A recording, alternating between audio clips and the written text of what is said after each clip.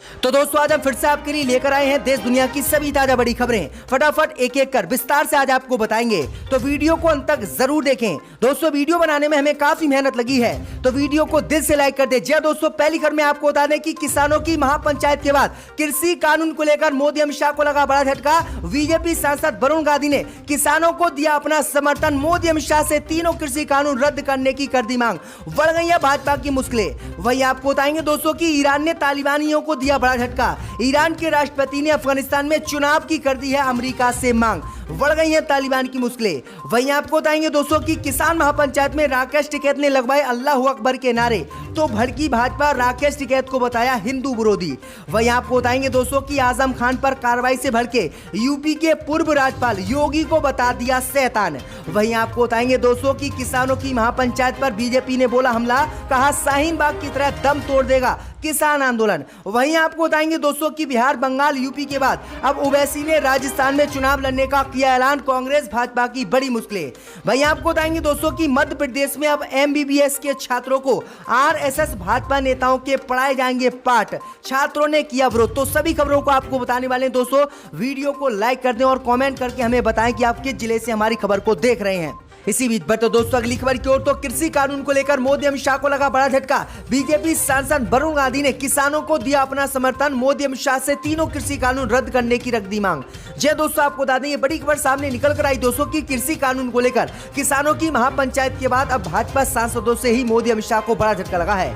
दरअसल आपको बता दें कि किसानों की महापंचायत के बाद पीलीभीत से बीजेपी सांसद वरुण गांधी ने किसानों को अपना समर्थन दे दिया है। किसानों को समर्थन देते हुए मोदी सरकार से तीनों नए कृषि कानून को रद्द करने की बीजेपी सांसद वरुण गांधी ने मांग कर दी है। जय दोस्तों, आपको बता दें कि पीलीभीत से भाजपा सांसद वरुण गांधी ने कहा है कि मुजफ्फरनगर में प्रदर्शन के लिए लाखों किसान जुटे, वो हमारा ही खून है, हमें उनके साथ बातचीत करनी चाहिए, उनका दर्द समझना चाहिए। अगर किसान तीनों कृषि कानून को देश में नहीं लागू करवाना चाहते हैं तो सरकार को तीनों कृषि कानून वापस लेने चाहिए और किसानों की बात माननी चाहिए, क्योंकि किसान भी हमारे ही हैं और हमारा ही खून है। भाई आपको बता दें कि भाजपा सांसद के किसानों को समर्थन मिलने के बाद अब बीजेपी में दो फाड़ हो गई है और भाजपा के कई नेता अब किसानों के समर्थन में खुलकर नजर आने वाले हैं और कई दिन में जो है कई बीजेपी सांसद किसानों को खुले तौर पर समर्थन दे सकते हैं और मोदी सरकार भी जल्द कृषि कानून वापस ले सकती है। तो ये बड़ी अपडेट आ रही है दोस्तों, आपकी क्या राय कमेंट में जरूर बताएं। इसी बीच बतो दोस्तों अगली खबर की ओर, तो ईरान ने दिया तालिबान को बड़ा झटका। ईरान के राष्ट्रपति ने अफगानिस्तान में चुनाव की कर दी मांग। जी दोस्तों, आपको बता दें ये बड़ी खबर सामने निकल कर आई दोस्तों की ईरान ने आज तालिबान को अफगानिस्तान में बड़ा झटका दिया है और ईरान के राष्ट्रपति ने तालिबान को झटका देते हुए अफगानिस्तान में चुनाव कराने की मांग कर दी है। दरअसल आपको बता दें कि अफगानिस्तान पर नियंत्रण के बाद तालिबान अपनी सरकार बनाने की तैयारी कर रहा है। आने वाले सप्ताह में उम्मीद जताई जा रही है कि तालिबान अपनी सरकार का अफगानिस्तान में गठन कर लेगा, लेकिन उनकी ओर से कई प्रकार के वादे के बावजूद दुनिया भर के अधिकतर देश पूरी तरह से तालिबान पर विश्वास नहीं कर पा रहे हैं। अब ईरान ने भी कहा है कि अफगानिस्तान में चुनी हुई सरकार बने। ईरान के राष्ट्रपति ने देश के भविष्य को निर्धारित करते हुए कहा है कि अफगानिस्तान के लोगों को अपनी सरकार निर्धारित करने के लिए जल्द से जल्द मतदान करना चाहिए। जी हां दोस्तों, आपको बता दें कि ईरान के राष्ट्रपति इब्राहिम रईसी ने आगे कहा है कि वहां एक सरकार बनाई जानी चाहिए जो वोटों और लोगों की इच्छा से चुनी जाए। तो ये बड़ी अपडेट आई दोस्तों कि अब ईरानी तालिबान का विरोध करने लगा है। ईरान भी एक मुस्लिम देश है, तो ये बड़ी अपडेट आई दोस्तों कि ईरान से बड़ा झटका तालिबान को लगा है। इसी बीच पर तो दोस्तों अगली खबर की ओर, तो किसान महापंचायत में राकेश टिकैत ने लगवाए अल्लाह अकबर के नारे, तो भड़की भाजपा। जी दोस्तों, आपको बता दें ये बड़ी खबर सामने निकल कर आई दोस्तों की कृषि कानून के विरोध में मुजफ्फरनगर में किसानों की महापंचायत हुई। इस महापंचायत में राकेश टिकैत ने अल्लाह अकबर और हर हर महादेव के नारे लगवाए और समाज को जोड़ने का नया संदेश दिया।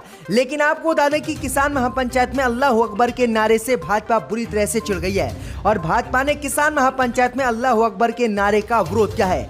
वहीं आपको बता दें कि नारे के विरोध के बाद राकेश टिकैत ने भी बड़ा बयान दिया है और भाजपा पर पलटवार किया है। राकेश टिकैत ने कहा है कि अल्लाह अकबर और हर हर महादेव के नारे पहले भी लगते थे और आगे भी ऐसे ही लगेंगे। हम भाजपा से डरने वाले नहीं हैं। आगे उन्होंने कहा है कि भाजपा के लोग बांटने का काम देश में करते हैं, दंगे करवाते हैं, लेकिन हमें इन्हें रोकना है, हमें तोड़ना नहीं है बल्कि जोड़ने का काम करना है। उन्होंने कहा है कि उत्तर प्रदेश की जमीन को दंगा करवाने वालों को नहीं देंगे। राकेश टिकैत ने कहा है कि जब तक मोदी सरकार तीनों कृषि कानून वापस नहीं लेगी तब तक हमारा आंदोलन जारी रहेगा और हम किसी भी कीमत समय पर धरना स्थल छोड़कर नहीं जाएंगे। राकेश टिकैत ने कहा है कि मर जाएंगे लेकिन धरना स्थल नहीं छोड़ेंगे जब तक मोदी सरकार कृषि कानून रद्द नहीं करेगी। तो ये बड़ी अपडेट आई दोस्तों। इसी बीच पर तो दोस्तों अगली खबर की ओर, तो आजम खान पर कार्रवाई से भड़के उत्तर प्रदेश के राज्यपाल योगी को बताया शैतान। जी दोस्तों, आपको बता दें कि उत्तर प्रदेश के पूर्व राज्यपाल अजीज कुरैशी ने उत्तर प्रदेश के मुख्यमंत्री योगी आदित्यनाथ को शैतान बता दिया है। उन्होंने योगी सरकार की तुलना शैतान और खून पीने वाले दरिंदों से कर दी है। दरअसल आपको बता दें कि उत्तर प्रदेश के पूर्व राज्यपाल अजीज कुरैशी ने आजम खान पर कार्रवाई को इंसाफ और शैतान की लड़ाई बताया है।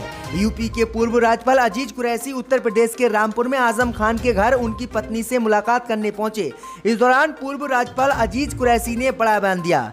वहीं आपको बता दें कि अजीज कुरैशी ने कहा कि रामपुर के युवाएं आगे आए और रास्ता रोके। आजम खान पर हुई कार्रवाई जुल्म है, गजनबी, अब्दाली और दुर्रानी से भी ज्यादा जुल्म आजम खान पर योगी सरकार कर रही है। वहीं आपको बता दें कि आजम खान का समर्थन करते हुए यूपी के राज्यपाल अजीज कुरैशी ने उत्तर प्रदेश को मुख्यमंत्री योगी आदित्यनाथ को शैतान बता दिया है। तो ये बड़ी अपडेट आ रही है जिससे विवाद देश में छिड़ गया है। इसी बीच पर तो दोस्तों अगली खबर की ओर, तो भाजपा ने किसानों की महापंचायत की शाहीन बाग आंदोलन से कर दी तुलना। कहा शाहीन बाग के आंदोलन की तरह दम तोड़ देगा किसान आंदोलन। जी दोस्तों, आपको बता दें कि यूपी के मुजफ्फरनगर में किसानों की महापंचायत हुई। इस महापंचायत में लगभग 8 से 10 लाख लोग इकट्ठा हुए।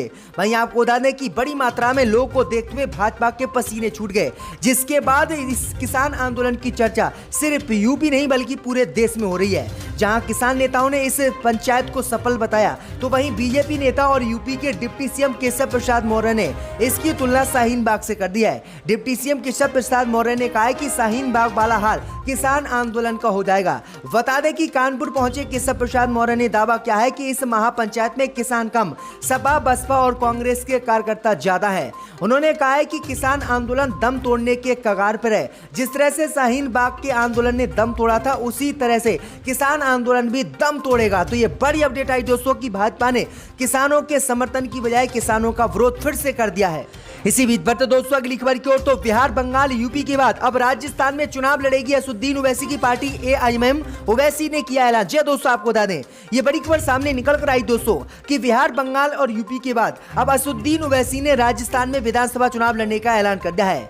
वहीं आपको बता दें कि असदुद्दीन ओवैसी कल राजस्थान भी गए हैं और राजस्थान में उन्होंने पार्टी के कार्यकर्ताओं से मुलाकात की है, जिसके बाद उन्होंने घोषणा कर दी है कि अब राजस्थान में जो भी चुनाव होंगे, चाहे वह नगर निगम के हों या फिर विधानसभा के हों या फिर लोकसभा के हों, सभी चुनाव असदुद्दीन ओवैसी की पार्टी लड़ेगी।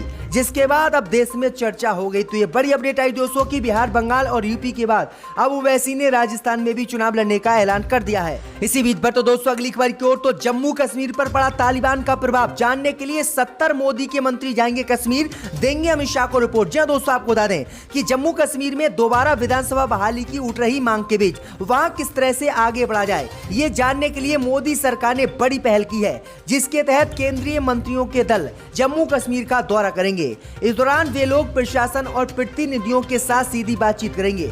जानकारी के अनुसार 9 हफ्तों तक चलने वाले इस कार्यक्रम में 78 में से 70 मोदी के मंत्री हिस्सा लेंगे। 10 सितंबर से शुरू हो रहे इस कार्यक्रम के तहत हर सप्ताह 8 केंद्रीय मंत्री जम्मू कश्मीर का दौरा करेंगे, जिसमें से 4 मंत्री जम्मू और 4 कश्मीर जाएंगे। मंत्री अपने विभाग से संबंधित जानकारियों को नोट करेंगे और वापस लौटकर गृह मंत्री अमित शाह और प्रधानमंत्री मोदी को रिपोर्ट सौंपेंगे और मोदी को बताएंगे कि जम्मू कश्मीर में कैसे हालात हैं। भाई आपको बता दें कि जब से जम्मू कश्मीर में अनुच्छेद 370 हटा है, तब से मोदी सरकार ने वहां पर कोई भी चुनाव नहीं कराया है और वहां पर चुनाव कराने की कश्मीर के लोग मांग कर रहे हैं। इस तरफ अफगानिस्तान में तालिबान ने कब्जा कर लिया और तालिबान ने ऐलान कर दिया है कि कश्मीर के मुसलमानों के लिए वह आवाज उठाएगा। इसी के बाद मोदी सरकार बुरी तरह से डरी हुई है और इसी डर को खत्म करने के लिए मोदी ने अपने 70 मंत्रियों को जम्मू कश्मीर भेजने का ऐलान कर दिया है। तो ये बड़ी अपडेट आई दोस्तों, आपकी क्या राय हमें कमेंट में जरूर बताएं। इसी बीच पर तो दोस्तों अगली खबर की ओर, तो एमबीबीएस के छात्रों को अब पढ़ाए जाएंगे। भाजपा और आरएसएस नेताओं के पाठ्यक्रम छात्रों ने किया विरोध। दोस्तों आपको बता दें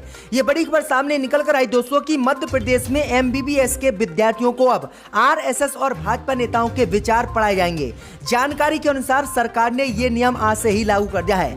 दरअसल आपको बता दें कि मेडिकल छात्रों के फाउंडेशन कोर्स में आरएसएस और भाजपा नेताओं के विचारकों को इसी साल बतौर लेक्चर जोड़ा जा रहा है। इसमें छात्रों के बौद्धिक विकास के लिए देश के विचारकों के सिद्धांत और वैल्यू बेस्ड मेडिकल एजुकेशन को शामिल किया जा रहा है। दरअसल आपको बता दें कि MBBS के छात्रों को अब RSS के संस्थापक डॉक्टर केशव वलीराम हेडगेवर, जनसंघ के संस्थापक पंडित दीनदयाल उपाध्याय की जो है जीवनी पढ़ाई जाएगी और इनके बारे में बताया जाएगा कि इन्होंने देश के लिए क्या किया है। तो ये बड़ी अपडेट आई दोस्तों कि MBBS के छात्रों को अब RSS और भाजपा नेताओं के पाठ्यक्रम पढ़ाए जाएंगे, जबकि कुछ छात्रों ने इसका विरोध भी किया है। तो ये बड़ी अपडेट आई दोस्तों कि जिन्होंने देश की आजादी में कोई योगदान नहीं दिया उनके योगदान को अब RSS बीजेपी जो है मिश्रण करके MBBS छात्रों के खोपड़े में थोप रही है। इसी बीच बढ़ते दोस्तों अगली खबर की ओर, तो नेपाल में मोदी का पुतला जलाया तो होगी जेल, सरकार ने आदेश किए जारी। जी दोस्तों आपको बता दें कि नेपाल में भारतीय प्रधानमंत्री नरेंद्र मोदी को लेकर एक बेहद सख्त आदेश पारित किया गया है। अब अगर किसी भी नेपाली शख्स ने नेपाल में प्रधानमंत्री मोदी के पुतले को जलाया तो उसके खिलाफ सख्त एक्शन लिया जाएगा। नेपाली गृह मंत्रालय ने इस बाबत सख्त आदेश जारी किए हैं। दरअसल आपको बता दें कि बीते दिनों प्रधानमंत्री मोदी का नेपाल में विरोध हो रहा है, क्योंकि नेपाल के एक व्यक्ति की भारत और नेपाल सीमा पर मौत हो गई थी। इसी का नेपाल के लोग विरोध कर रहे हैं और मोदी अमित शाह के पुतले वहां पर फूंक रहे हैं। भाई आपको बता दें कि इसी को देखते हुए नेपाल के सरकार ने ये नया आदेश जारी किया और कहा है कि नेपाल में अगर मोदी का पुतला जलाया तो उस व्यक्ति को जेल होगी। तो ये बड़ी अपडेट आ रही दोस्तों। इसी बीच बढ़ते दोस्तों अगली खबर की ओर, तो बंगाल में ममता के खिलाफ कांग्रेस उम्मीदवार ने चुनाव लड़ने से किया ऐलान, कांग्रेस की बड़ी मुश्किलें। जी दोस्तों आपको बता दें कि बंगाल विधानसभा उपचुनाव की तारीखी की घोषणा हो गई है और बंगाल में 3 विधानसभा सीटों पर उपचुनाव होंगे, जिनमें से एक विधानसभा सीट से ममता बनर्जी भी चुनाव लड़ने वाली हैं। दरअसल आपको बता दें कि जहां उपचुनाव होने की घोषणा के बाद TMC में खुशी की लहर है, तो दूसरी तरफ कांग्रेस पार्टी की मुश्किलें बढ़ गई हैं। दरअसल आपको बता दें कि शमशेरपुर सीट वहां जबीदुर रहमान कांग्रेस पार्टी के उम्मीदवार थे, लेकिन अब उन्होंने इस विधानसभा सीट से चुनाव लड़ने से इनकार कर दिया है। दरअसल आपको बता दें कि जईदुर रहमान जो है कांग्रेस पार्टी से शमशेरपुर विधानसभा सीट से चुनाव लड़ते, लेकिन ममता बनर्जी भी इसी विधानसभा सीट से चुनाव लड़ रही हैं, जिसके बाद उन्होंने ममता बनर्जी के खिलाफ चुनाव लड़ने से साफ इनकार कर दिया है और जो है कांग्रेस पार्टी को बड़ा झटका दिया है। तो ये बड़ी अपडेट आ रही है। मगर मैं दोहराना नहीं चाहता, मैंने ये भी देखा।